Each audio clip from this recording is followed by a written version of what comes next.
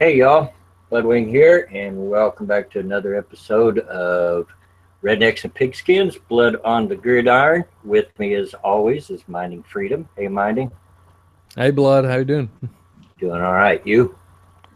Yeah, a bit tired, a bit late here, but gotta do the show. Uh-oh, I got an echo. I left my sound on the... Boy, rookie mistake. And also with me is J-Kid.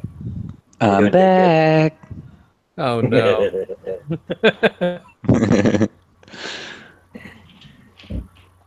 And we're here to talk about week 2 of the NFL this week. Just a reminder for those that are here already, hit that like button, please. Share it, get the word out.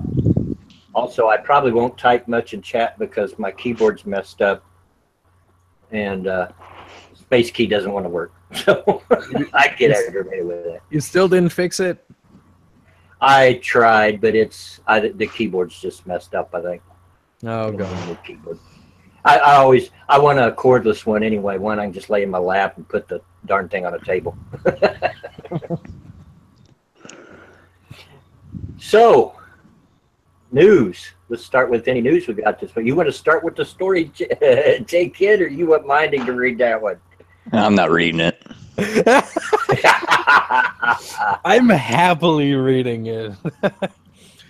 You go right ahead. Well, signs multi-year extension with Lions. Jeez. Jim Caldwell is staying in Motown for the long haul. The Detroit Lions signed their head coach to a multi-year extension this spring, NFL Network insider Ian Rappaport reported Saturday. The deal was previously undisclosed. Caldwell had been Detroit's head coach since 2014, compiling a 29-21 record through week 2 of this season. He has taken the Lions to 2 playoff appearances in 3+ years at the helm, the most by a Lions coach since Bobby Ross in 1999. Wow. So, What are they thinking? That's about the most accurate the most accurate reaction by a Lions fan to this news. But yeah, I gotta say I'm very happy about it. Like a few more years that the Lions will not be a threat to the Packers being the kings of the North.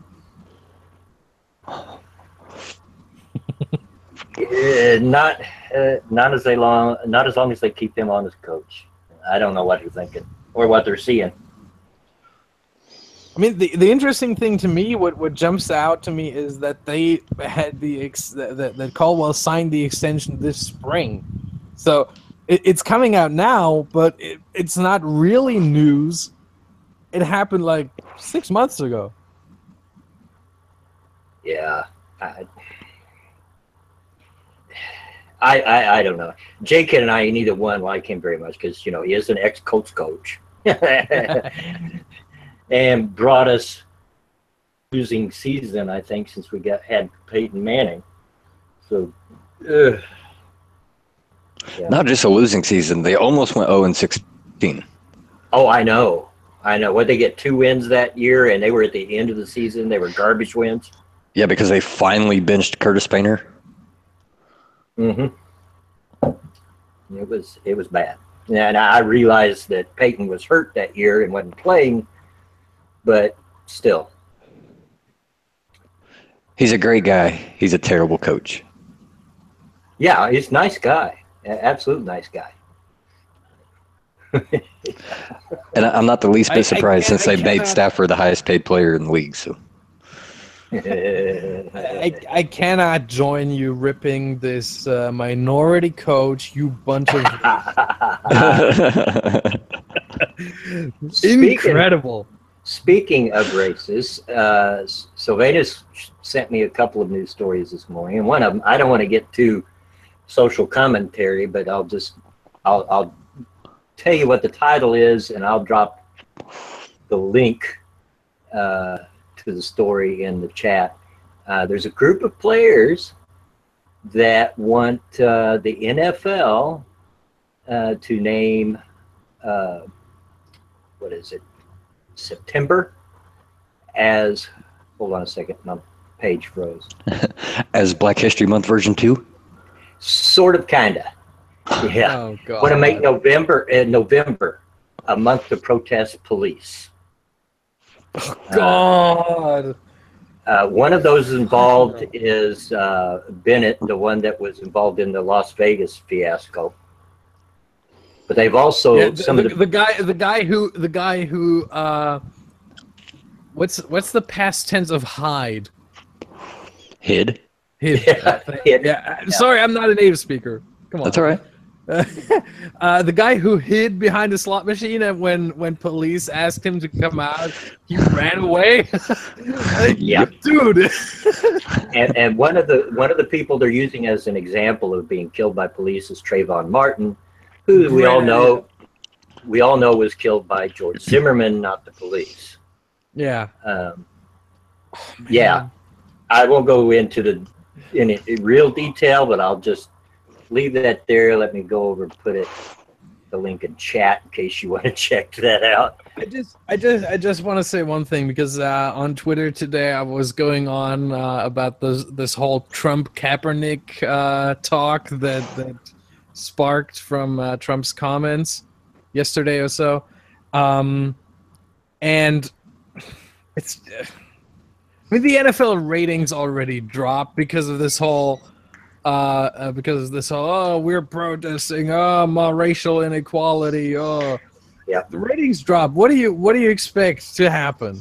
Like, you protest more, you talk more about racial inequality, you politicize the NFL even more. What's going to happen? More people are going to switch off. Mm-hmm. Yeah.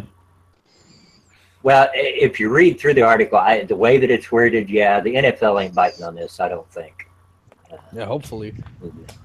In other news, as we're talking about the NFL biting on something, the NFL is reconsidering the Chargers' move to Los Angeles. I'm not making this up. The NFL is reportedly reconsidering this move, thinking about maybe they should go back to San Diego. Yeah, gummit, where's Monkey when you need him? Ah, yeah. But I was reading this and I was like, guys, come on. Psych. Not really. They would still suck in San Diego. Well, yeah. Yeah, obviously. But at least they'd have a stadium. Just because you changed the town a team is in doesn't mean you changed the management. They'd have a stadium for nobody to show up to. Pretty much. But I mean, it would be the right move to send them back to San Diego. They won't work in LA. The Rams work in LA. They have they now have a quarterback that is working with Jared Goff. We know by now through those first 2 weeks, kid can play. They got a running back who is back to what he should have been last year as well, with Todd Gurley. They are putting up some great numbers, and they're fun to watch, and they are working in LA now. I mean, teams, if they move, in order to work, they need to play good football. Otherwise, if you move somewhere and you play shit, no one's going to care about you. Even if you're that city's team, I mean, come on. No. So that's why the Raiders relocation will work. I mean, they got Derek Carr. They got Marshawn Lynch now, who will probably stick around a few years. They got a good offensive line. They got all these pieces, but first and foremost, they got Derek Carr. And they're going to work in Las Vegas. So it's just that the Chargers were not a good team to relocate. Well, LA, there's a reason there weren't any teams for so many years, because there were, well, the Rams came from LA originally. The Raiders were in LA. They weren't supported to begin with. So Chargers to LA didn't make any sense to me anyway, if the idea was to get more support for them. LA is just not a football city. No. I disagree. I think LA could be turn into a football city if you have the right team. And I think the Rams, right now, the way they're looking, they're the right team. They weren't even supported, minding, during the his name was just in my head and it went right out. Dickerson. They had Eric frickin' Dickerson, for Pete's sake, and they didn't even support the team then. So, no, they're a basketball city. Yeah, they definitely are. I don't dispute that, but I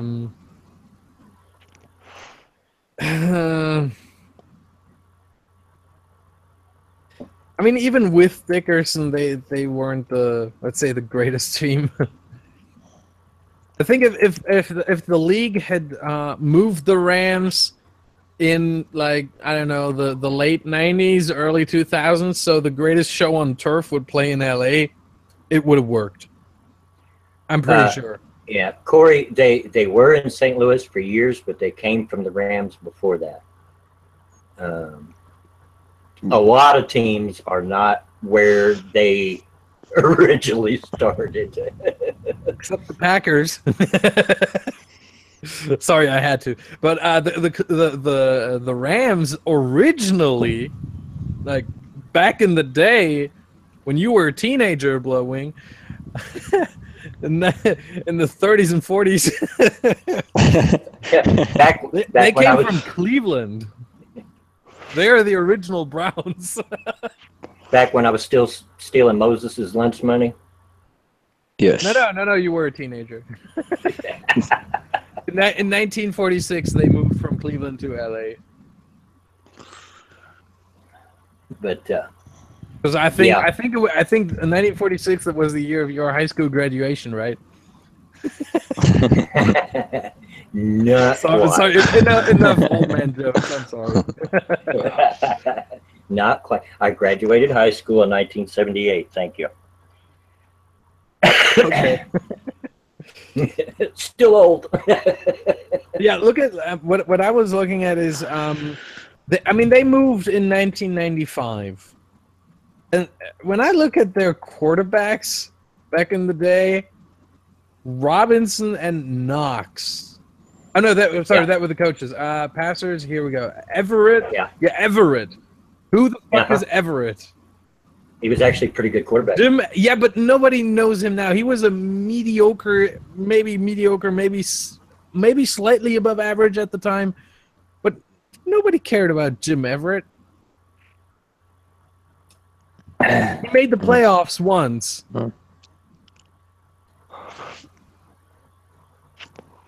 Hey, come on. Yeah, but no one cares. They really didn't need one with Dickerson. I know you're too young to have seen Eric Dickerson play.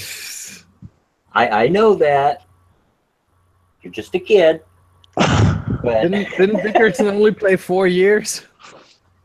For the Rams, that is. Oh, how many years did he play before he came over to the Colts? I don't rightly recall. I'd have to look it up. Looks like 4.5 years. So 4 years and 3 games or whatever that is. Yeah. Yeah, he was amazing though. And remember, after he went to the Colts, the Rams have been in the city of LA for another 7 or 8 years. Yep. Before they moved, 4 seasons, they have been last in their division. For 4 seasons. Yep.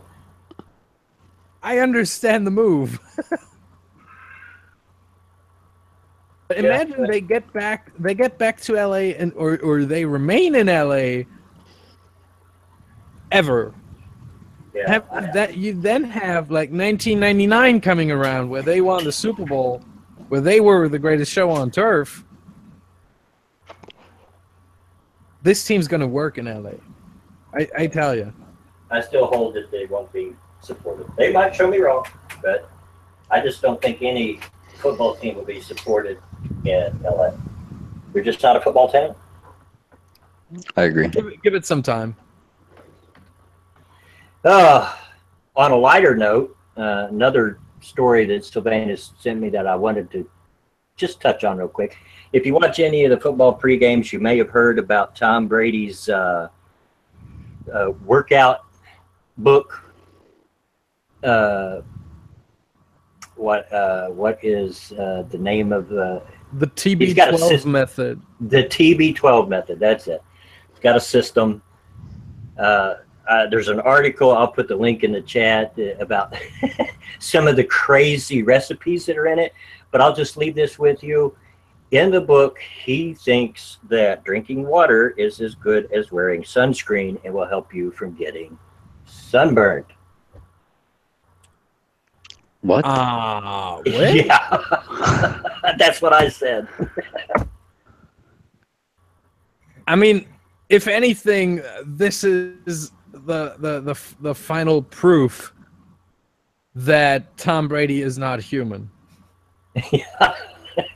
Every human, just by drinking water, you would still get a sunburn. Like, drinking water doesn't prevent that. Oh, no. But Tom Brady, he's not human, so when he drinks water, yeah, it prevents sunburns. I can see that. There's also a recipe for, get this, avocado ice cream. Ew! No! No! That doesn't surprise me. I might dip my chips in it, but... No, it's still avocado. Yeah, I know. No. Yeah, Hypnagogic Monk says it. Too many hits to the head. Yeah, exactly. Too much hanging around with that supermodel wife of his is what it sounds like. That sounds like something that would be on that circuit. At this point, can we please classify veganism as retardation? Oh, I already done that long ago. No, I mean officially, like in the what is it, the DSM, like the official medical book. Just veganism is retardation, please. Yeah. So anyway, Tom eats some meat. yeah, Tom drinks some water and doesn't sunburn. Yeah. Saves money on that tanning lotion. So what else we got? We got any more news before we get into the scores of week 2? Yeah, we do have some rather big news, especially for our fantasy players out there. I'm just trying to look it up. There we go. The 5th U.S. Circuit Court of Appeals will hold a hearing on the NFL's emergency motion for a stay in the Ezekiel Elliott case on October 2nd, according to court documents. The hearing will take place in New Orleans at 2 p.m. Eastern, and lawyers for the NFL and NFLPA will each have 20 minutes of argument time before the court. With the hearing scheduled for the first week of October, Elliott will remain eligible to play Sunday and next week against the LA Rams. So we earlier had the injunction, I think is the word,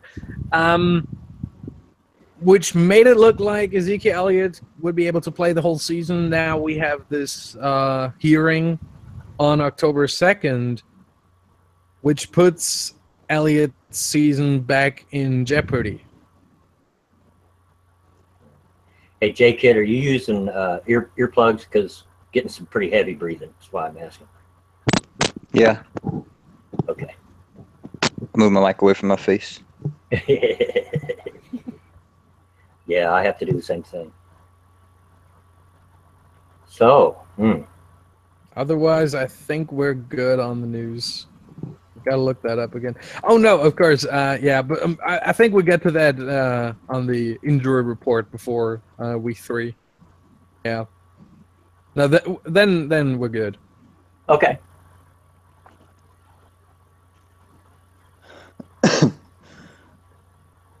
Then let's get into week 2 games, huh? Well, did you have anybody, remember, you started a new segment. Did you have any winners for the worst quarterback this week? That's... I was not prepared. I gotta think, like, most quarterbacks actually didn't play that bad. At least it wasn't the Colts this week. Yeah. We still didn't win, but at least it wasn't the worst quarterback in the league. It's something. Yeah. Problem I have right now is that I cannot filter by single week, or at least I'm too stupid. Maybe. Oh no, I could. I'm stupid. Maybe like I said, I'm totally unprepared. maybe it'll come to you as we're going through the scores. Yeah, hopefully. All right. All right. So week 2, first game up to talk about is Bills Panthers. Yawn. Yawn, yeah, pretty much. Wow. Either it was a heavily defensive game or neither of the quarterbacks showed up that way. And it's 3-9. Nothing but field goals. Got it. Oh, damn it. I'm being stupid again. Still? Yeah, as always. We'll never change. Damn it. There we go. I'm not organized today, not at all. But okay, got it now. Yeah, 4 field goals. Graham Gano using his foot. Stephen Hauschka, well, having at least one opportunity. I mean, both quarterbacks didn't really play well. Tyrod Taylor, 17 of 25 for 125 yards. I mean, 5 yards per completion, per attempt. That's shit. Yeah. Cam Newton, 20 of 32 for 228. Not much better. Running backs, LaShawn McCoy, 12 rushing attempts, 9 yards. Jonathan Stewart, 15 attempts, 40 yards. Yeah. Seems like defense showed up. Yeah. Not much offense. Cam Newton was sacked 6 times. By that Bills defense, Tyrod Taylor was sacked 3 times. Wow. It's a lot of sacks in one game. That's a lot of sacks in one game, yep. Okay. Next up, Bears Bucks. Bears 7, Buccaneers 29. That defense, though. Yeah. But the Bucks defense is amazing. Yeah. Yeah, it's pretty good. It turned out pretty much the way I expected it to when we were talking about it last week. I mean, what do you expect playing the Bears offense? Mike Glennon. I think that's all I have to say. Mike Glennon. Come on. They showed potential in week 1, and then showed it was a fluke in week 2. Yep. Right. You gotta throw Trubisky in there. Otherwise, kid won't learn. Yep, let him play. Yeah. Oh, and before we go on, I got let's say quarterback loser, the Jake Cutler Award of the week. Yep.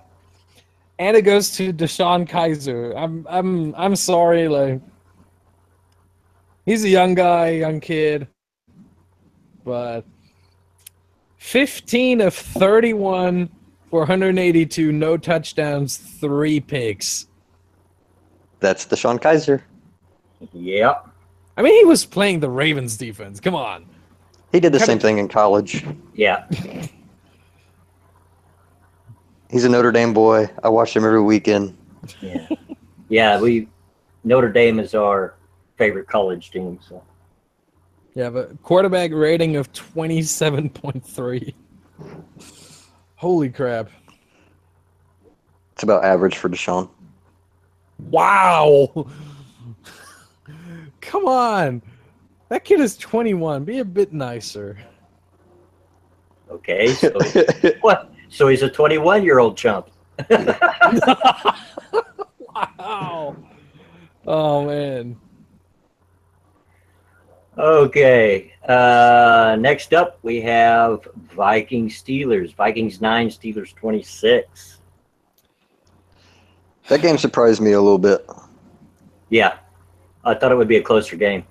Pittsburgh kind of exposed that defense. I thought it would be a closer game up until I heard that Sam Bradford wouldn't play. At this point, I was like, okay, Steelers are gonna score. They always score at home. Vikings are not gonna score. And I hear he's not going to play. Last I heard, he's not going to play this week either. And No, he's that out. is correct, but we will get to that when we are talking about injuries for this week. But yeah, Steelers strong as always at home. We talked about this right before the stream started. Steelers at home with Roethlisberger are a different team than the Steelers on the road. Yeah. Steelers at home, almost 80% wins. On the road, not even 60%. Yeah, it's hard to win at Pittsburgh. Yeah. I don't know if it's that terrible towel or what, but it's hard to win that. That towel's terrible, all right.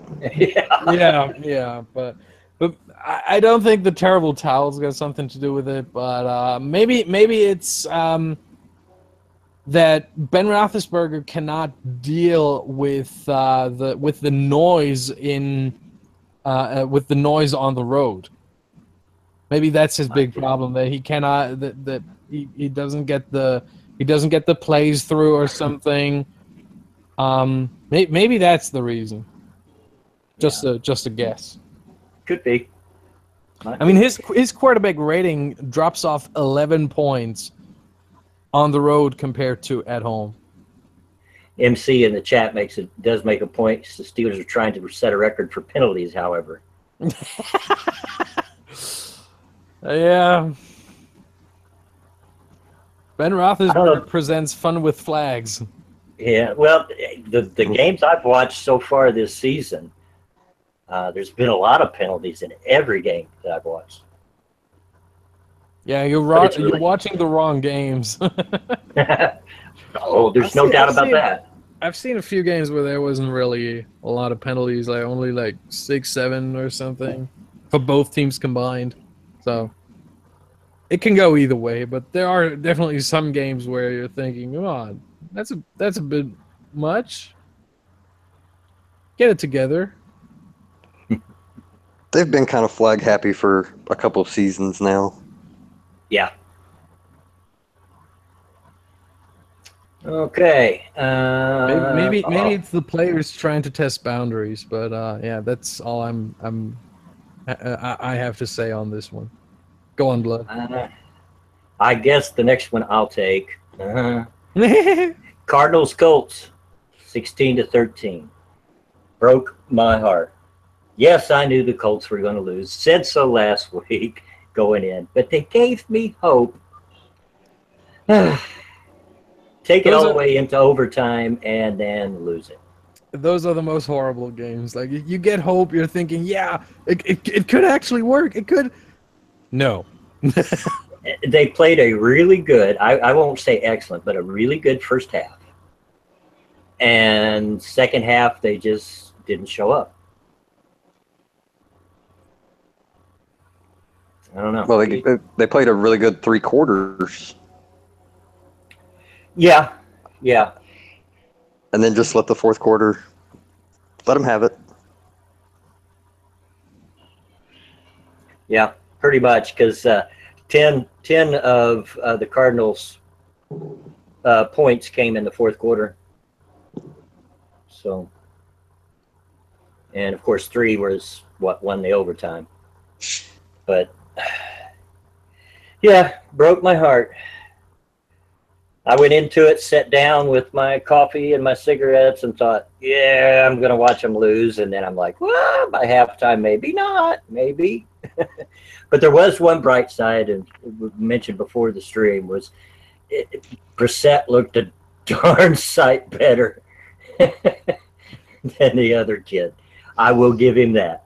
The only real big mistake I've seen him do was throw that pick there at the end of the game.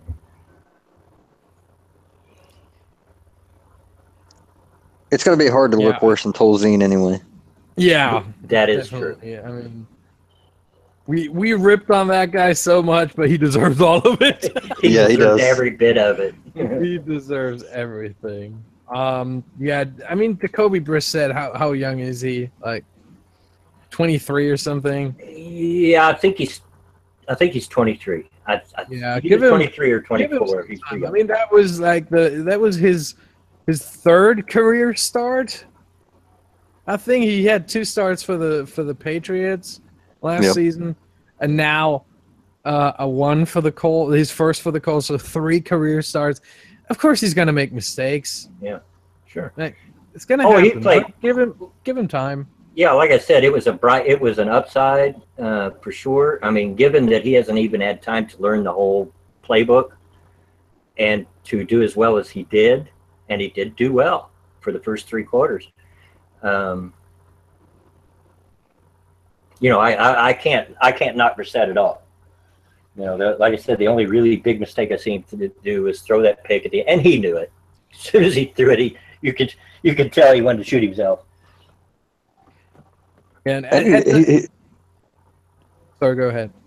He only been with the Colts for a week when he came in and started. So, yeah, and at the same time, I mean, think about that. Jacoby Brissett has been in the league for a bit more than a year now. Scott Tolzien has been in the league ever since 2012.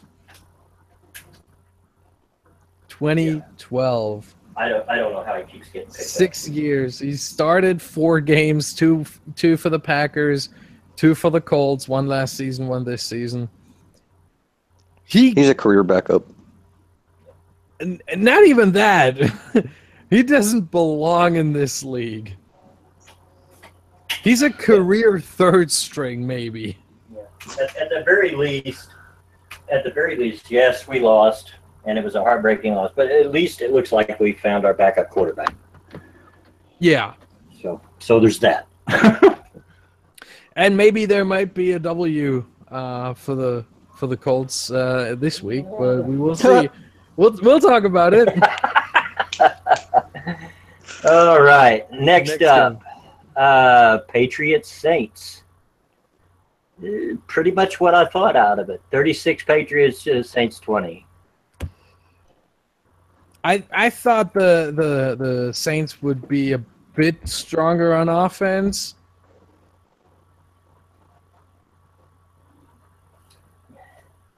Yeah. I thought they might have put up at least another touchdown than what they did. Yeah. I figured it was going to be a scoring fest. Yeah. It was just New England was doing all the scoring. Yeah. No, I mean the Saints scored 20, so that's something. But I expected. I mean, from what I saw, the over/under for this game was 55, which was barely met with 56 over by both teams. I expected it to be like at least 60. That's what I was expecting from that game. Yeah. And I almost want to say it left me a bit disappointed. And the scoring margin, like 16 points. I mean, the Patriots definitely deserve those 16 points. They were that much better. I think they even deserved maybe a bit more. But before the game, I expected it to be about maybe just more than a touchdown, but not 2 scores, almost 3.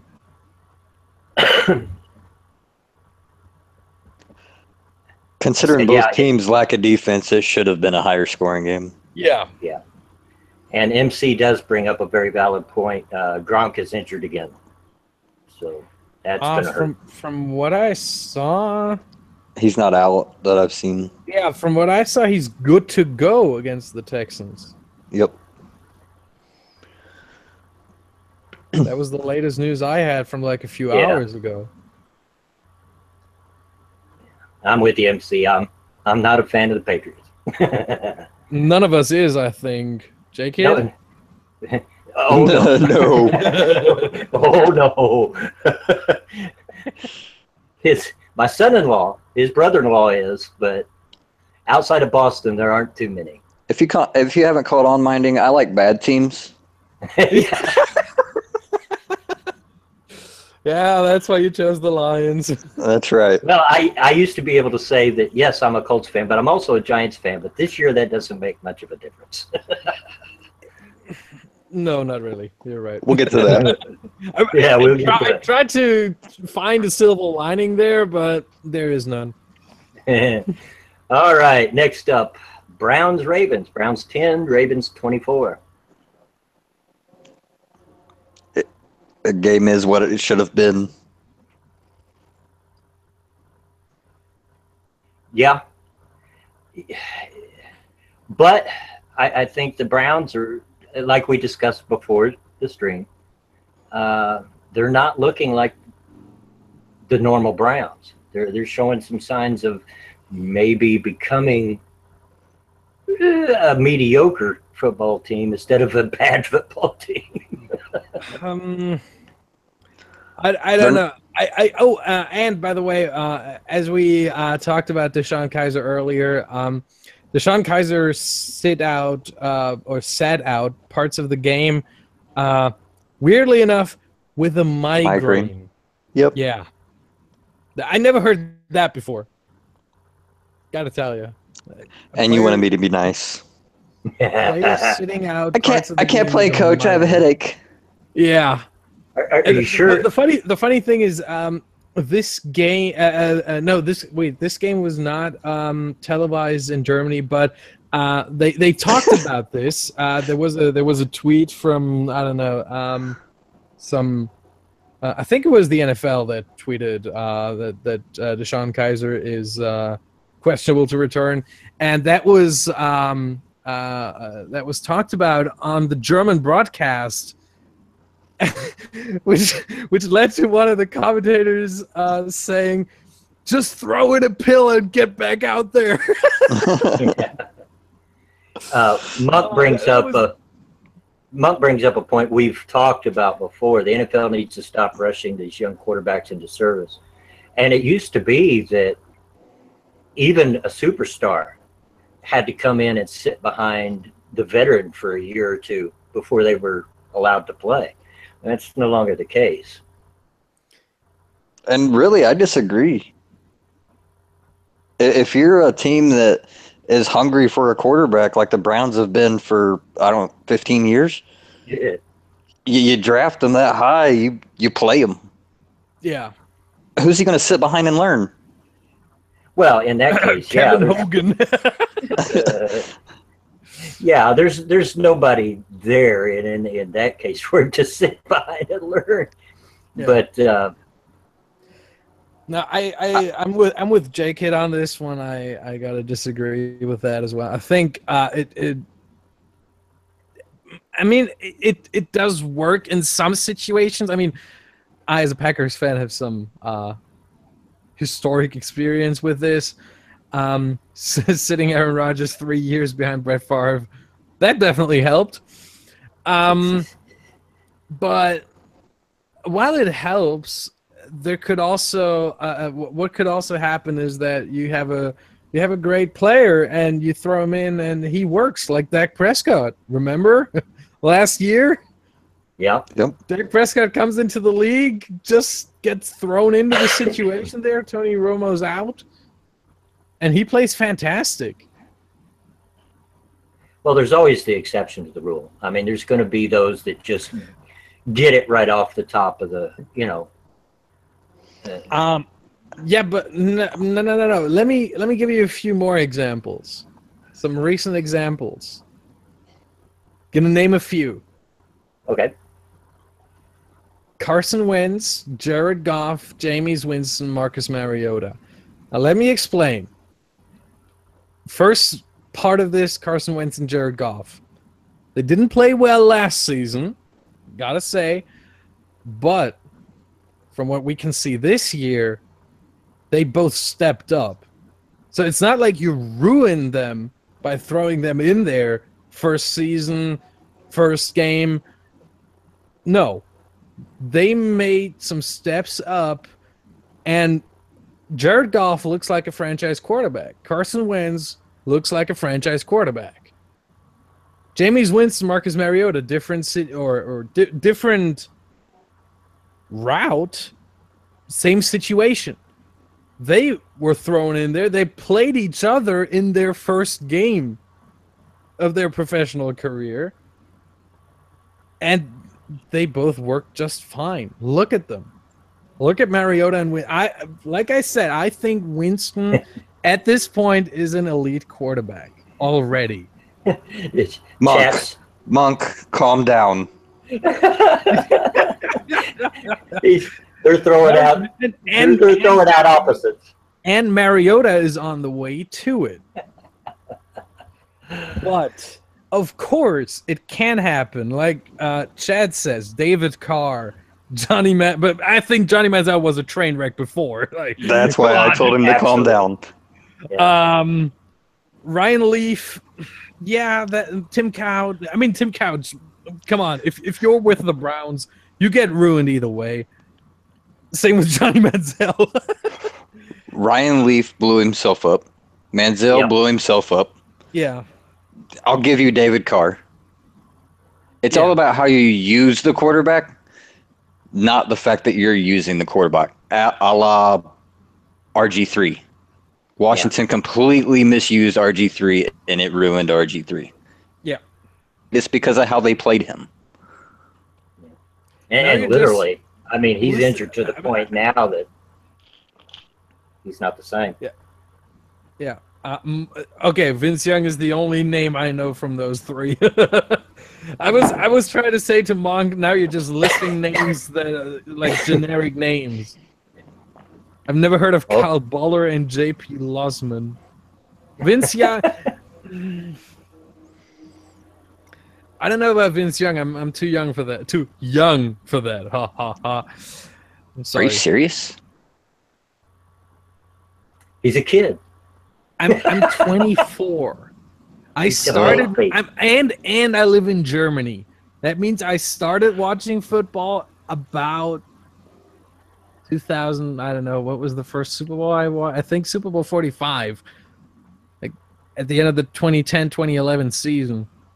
That was the first Super Bowl I watched. The first season I watched 2014 or something, or 2013. Oh, come on, now you're listing Jamarcus Russell? Dude was fat. He had some weight issues. He was the Eddie Lacy of his time. Come on. Okay. Are the Raiders responsible for Jamarcus Russell's weight issues? No. No, I think that's cheeseburgers. Yeah. For Eddie Lacy, by the way, it's Chinese food, just so you know. Oh, I didn't think that can make you fat. Weirdly enough, it somehow does. All right, moving on. Next game, Eagles-Chiefs. Eagles 20, Chiefs 27. I was a little surprised at that. I thought I wasn't. But if I recall my conversation last week when we were talking about that, the Chiefs were one of those teams that has a real home field advantage. So we did talk about it was going to be a close game, but I think I did give the edge to the Chiefs. That's a week ago. I can't remember. Yeah, I mean the Chiefs definitely do have a home field advantage. At this point, I think we can all agree. Yeah. Arrowhead Stadium is just not nice to play on the road. You don't want to be there if you're not wearing that red jersey. And Eagles felt it. And actually, the game in the end with that score, 27-20, looks closer than it was. Mm-hmm. Considering that the Eagles scored the last touchdown 8 seconds before the end of the game. Garbage points. Yeah. So basically, it's a 27-13. They had a chance to win that game. One bad bounce of the ball, they recover that onside kick and return it for a touchdown. They had a chance to tie that game up, take it into overtime. Yeah. But then again, football, again, is a game of chances, a game of situations. If you don't make it in this situation, if you're not able to score, well, you lose. Yeah. Now, what I took from this game is, who in the world is Kareem Hunt? Yeah. Like, where did this kid come from? The talking heads on TV have been talking about him too. They're like, he just come out of nowhere, and it's just took over the league. I'm pretty sure at this point that someone in the Chiefs front office is every night before they go to bed, they're praying, "Dear God, thank you very much for I think Spencer Ware's knee, is it right? That is injured. Thank you very much for blowing out Spencer Ware's knee." So someone in the front office is just like, "Fuck yeah." And sorry for getting this one demonetized as well. Actually, now that you bring it up, I was just looking through my videos yesterday, and they have remonetized all my NFL streams. So what? Yep. No. We got to change that. I guess they looked back and thought. I guess they figured all they're talking about is the sports. So yeah. Anyway, I didn't get a chance to see this game. How did Alex Smith? Did he revert to the old Alex, or did he throw some long balls like he was? I mean, it was all Kareem Hunt. 21 of 28 for 251 and a touchdown. Quarterback rating 113.8. He's not the old Alex Smith. He was looking good again. He was looking really good again. So, yeah. Who's Kareem Hunt? All right. Someone who went for 109 yards combined and 2 touchdowns. Next game. I think that is the worst game of his career so far. Okay, he only had 2 games, but He's only had 2 games, but that was the worst one he's had all in his career. I mean, who could say that about himself? The worst game I had, 109 yards, 2 touchdowns. Yeah, he's a force to be reckoned with. He's put his name out there and his mark on the league. There's no question. Yeah. Next game, Titans Jaguars, and boy, did the Jaguars show who they really were. In the second half. Yeah. The Jags were who we thought they were. 37-16 Titans. They actually played them very well in the first half of that game and just absolutely collapsed. Yeah, I think at this point, like in the halftime, the Jaguars were like, wait, who's that Derrick Henry guy again? Who is that? I think that's the mindset they came out with. Like, wait, who's that in the backfield? We don't know them. Like, Derrick who? Right. And then he just ran all over them. 14 rushes, 92 yards, and a touchdown.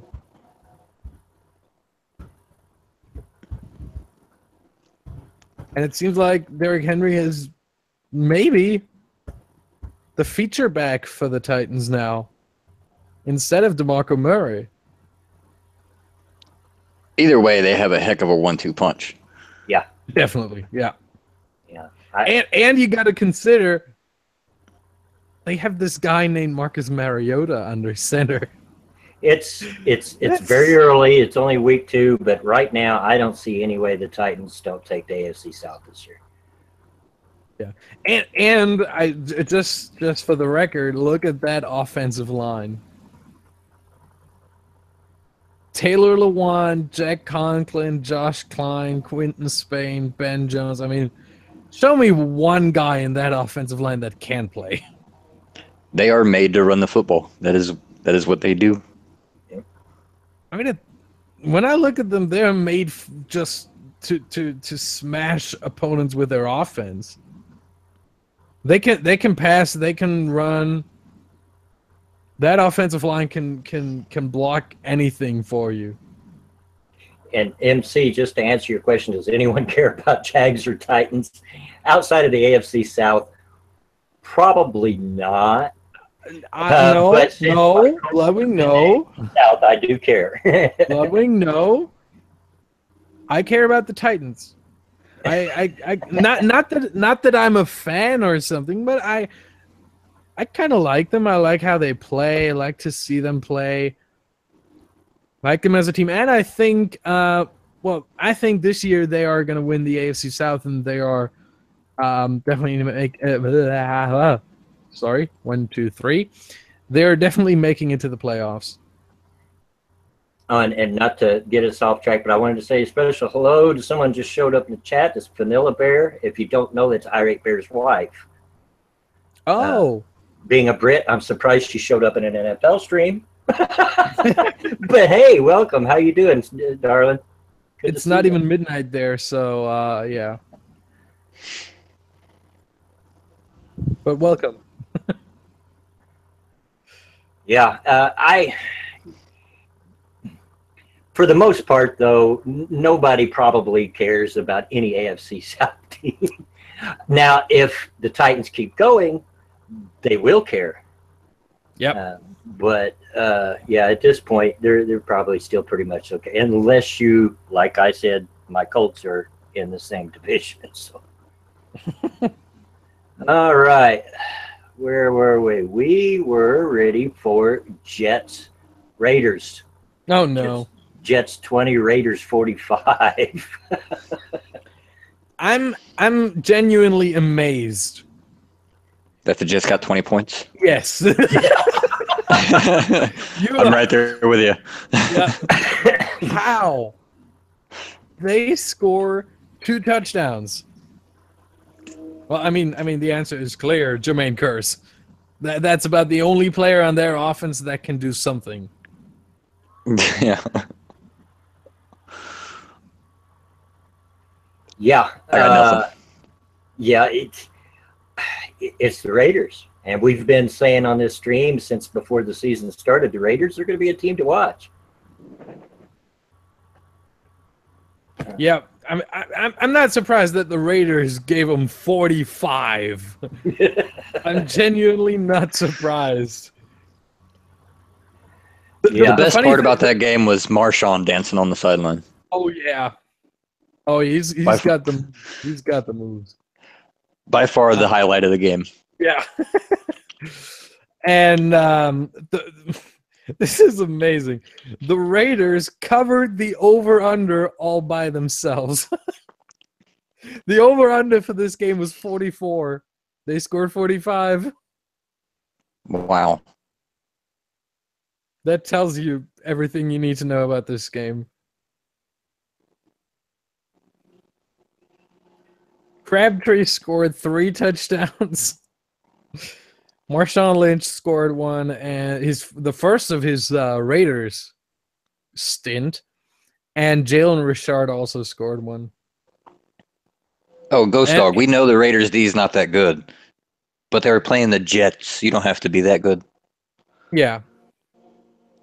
Then again, I expected the Raiders defense to be better than allowing 20 points against the Jets. Well, the secondary is kind of bad for the Raiders. Yeah. And outside of Khalil Mack, they don't have much of a linebacking core either. Yeah, that's true. But still, I mean, it's the Jets. Right, that's what I'm saying. But yeah, if your cornerbacks are Morris Claiborne and Buster Screen, you don't have a good backfield now. Nope.